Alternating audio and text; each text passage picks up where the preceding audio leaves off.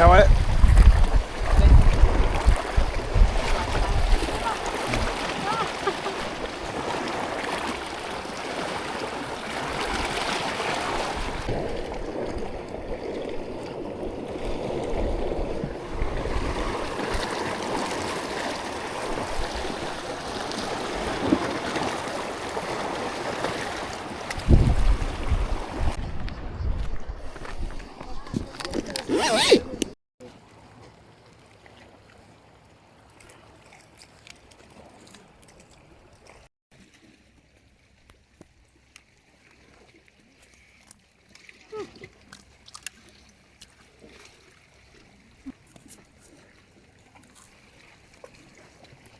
A zaboravio sam kutio varalice sve u Šibeniku.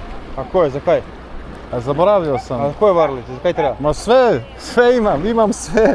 A kaj ti sad treba? A sada, vidi, sada od jednog Čeha sam dobio džiket iz silikonca, jučer dobio sam neko špara, a sada tam imam...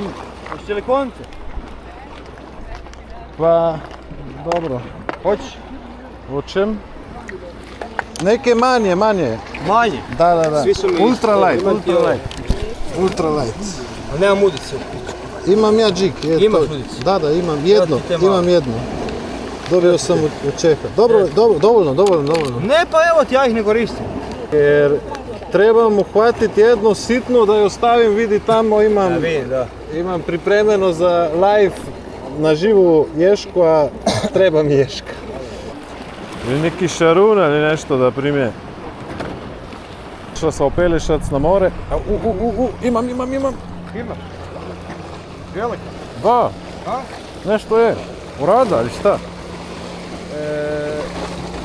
Upizda. Kaj? Šarun? Mi možeš pomoći?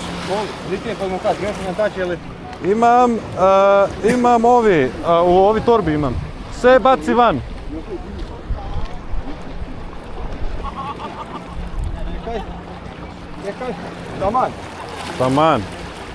Što je s ovim? Ma dobro, ćemo ovako. Ajde. Evo tu. Evo naš je. Evo. Bravo, svaka čast. Eto, ti si dao varalice, svidim. Vidi kakav je. Evo, ispao. Sada ga stavimo.